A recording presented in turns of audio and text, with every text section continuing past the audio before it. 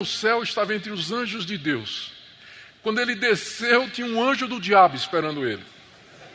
Né? O mensageiro de Satanás, a palavra mensageiro é a palavra angelos no grego. É literalmente um anjo de Satanás. Ele foi levado lá à presença de Deus, onde estão os anjos, e quando ele desce, tem os anjos do diabo esperando ele aqui.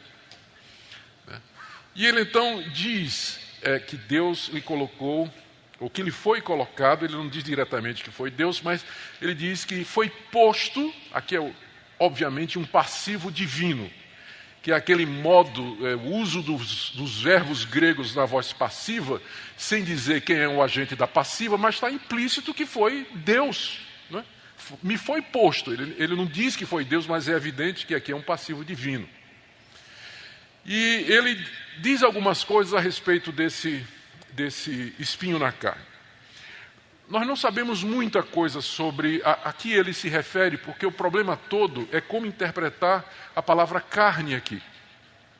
Se nós interpretarmos no seu sentido literal, como sendo o tecido que recobre o nosso corpo, então Paulo provavelmente está se referindo a uma aflição física, tipo uma doença, uma deficiência, ou alguma coisa que produzisse dor física. Mas o problema é que a palavra carne, sarx, no grego, ela é usada não somente para corpo físico, mas ela é usada para se referir à personalidade humana, à existência humana, sem necessariamente a existência física. Então, pode ser uma aflição de natureza espiritual. Certamente não é um pecado de Paulo. Não é porque é dito que é externo, é um mensageiro de Satanás que vem. Então não é que Paulo sofria com uma tentação de riqueza, por exemplo. Alguns acham que pode ter sido. Mas o que quer que tenha sido, não era alguma falha de caráter na vida do apóstolo Paulo. Mas era um sofrimento externo que era causado a ele, vinha de fora e que era causado para ele. O que a gente sabe é o seguinte: primeiro, que era uma coisa extremamente dolorosa. A palavra que é usada aqui para espinho é uma palavra grega, skalops, que significa também estaca. Ela é usada em alguma literatura da época de Paulo para se referir àquelas estacas ou pedaços de madeira afiados que eram introduzidos nos corpos de condenados para produzir uma morte lenta e agonizante. Era o empalamento. E o instrumento do empalamento eram essas estacas de madeira pontiagudas. E às vezes na literatura elas são referidas exatamente com essa mesma palavra que Paulo está usando aqui. Talvez é mais do que um espinho, porque um espinho causa incômodo, não é?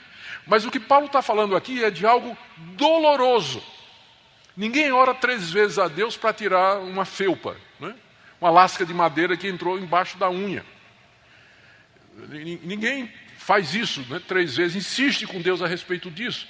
Portanto, é provável que quando a gente vai ler aqui essa descrição, um espinho na carne, que Paulo, na verdade, está falando de uma estaca que lhe era cravada na carne, provocando uma dor muito intensa, um sofrimento muito intenso.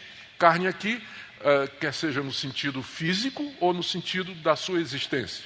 Era um sofrimento penetrante, agudo, era algo extremamente doloroso que fazia com que Paulo vivesse debaixo de dor.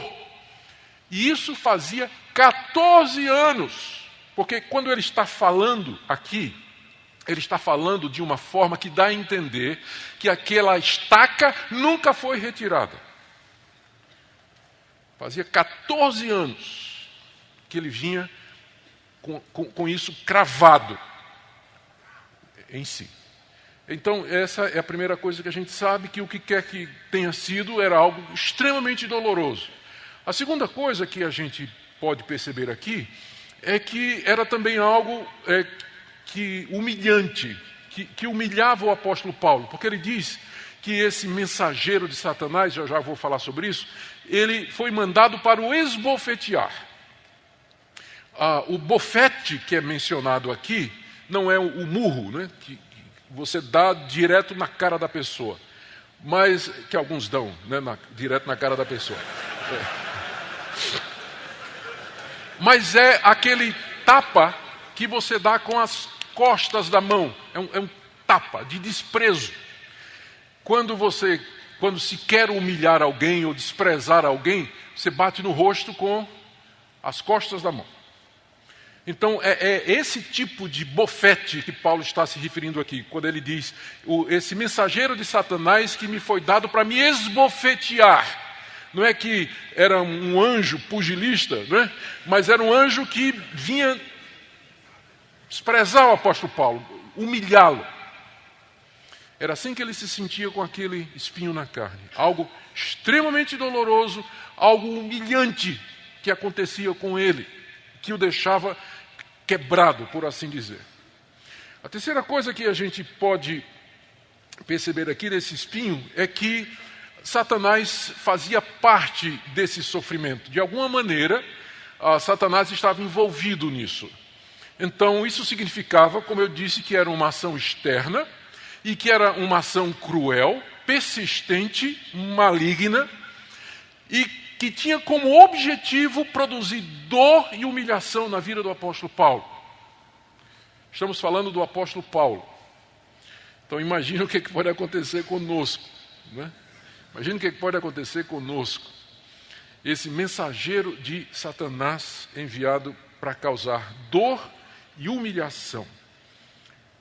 E a quarta coisa que nós aprendemos aqui, já foi mencionada a respeito desse espinho, é que, na verdade, quem estava por trás de tudo isso era Deus. Lutero disse que o diabo é o diabo de Deus. O diabo é um anjo caído, ele não é um Deus ao contrário. Nós não somos maniqueístas que acreditavam e ainda acreditam que o mundo é governado por duas forças iguais em intensidade, mas opostas em direção, o bem e o mal.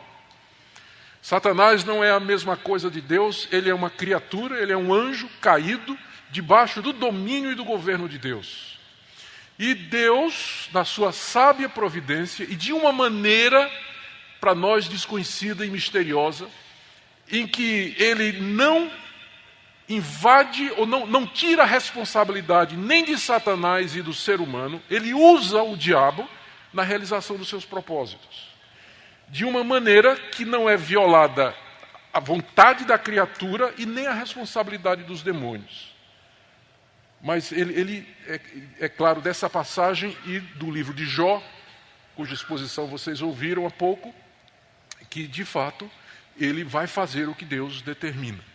Apesar de sua fúria, da sua ira, da sua rebelião, mas ainda assim ele está debaixo do Altíssimo, que o controla e que o usa, e que lhe põe limites e que finalmente fará com que ele responda pelos seus atos, como está escrito de que ele é mentiroso, o pai da mentira, e ele é também assassino desde o início. Mas por trás de tudo isso estava a mão de Deus. A mão de Deus por trás desse espinho na vida do apóstolo Paulo. A quinta coisa que nós aprendemos desse espinho é que o propósito dele, está aí no verso 7, era que Paulo não se exaltasse. Não se exaltasse. O que poderia facilmente acontecer, dada a grandeza da revelação que ele recebeu. Ele poderia pensar que ele era mais do que realmente ele era, porque teve esse privilégio de ser levado à presença do próprio Deus ainda vivo aqui, e ter ouvido coisas que não foram referidas a mais ninguém. Então, com facilidade, Paulo poderia se exaltar. Ele poderia se envaidecer, encher-se de orgulho e de prepotência, e aí se tornaria não usável por Deus. Deus não poderia usá-lo. Deus poderia usar um apóstolo sofrendo e humilhado, mas não pode usar um apóstolo arrogante, que pensa de si mais do que convém. Por isso, se Deus tiver que escolher entre manter você humilde através da dor e do sofrimento, ou ver você alegre e feliz, porém orgulhoso, adivinha o que ele vai escolher?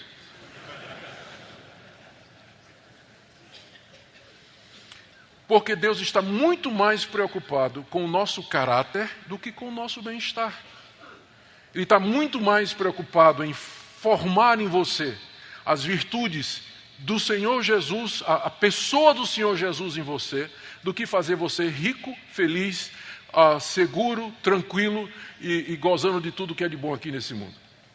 E infelizmente você nem sempre pode ter as duas coisas. Todas as virtudes cristãs e tudo de bom que o mundo tem para oferecer. Geralmente vai ter que sacrificar um para poder ter o outro. E Deus é craque em escolher exatamente aquelas coisas que nos são caras e preciosas no mundo, para tirá-las, para produzir aquela virtude que de outra maneira não seria produzida.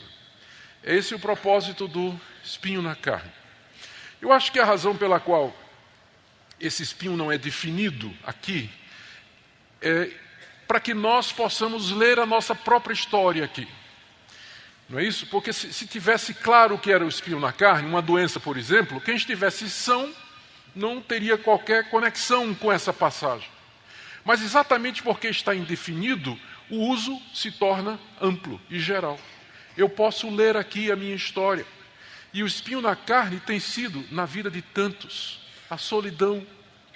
Por que eu não tenho amigos? Por que eu não consegui casar? Por que eu tenho essa doença que me acompanha? Por que Deus me deu esse filho tão difícil, tão problemático, ou um filho com uma doença incurável? Porque eu vivo nessa situação. Então são tantas coisas que nós poderíamos citar nessa noite, que elas têm esse mesmo efeito, ou deveriam ter esse mesmo efeito. Evitar que nós nos exaltemos. E a gente se exalta com muito menos do que essa de ir ao terceiro céu. A gente não precisa ir ao terceiro céu para pensar de nós mesmos mais o que convém. Basta uma bençãozinha maior no domingo à noite, naquele sermão. Na segunda-feira a gente já se acha o melhor pregador do Brasil. Ou do mundo. Não precisa muito. Não precisa muito.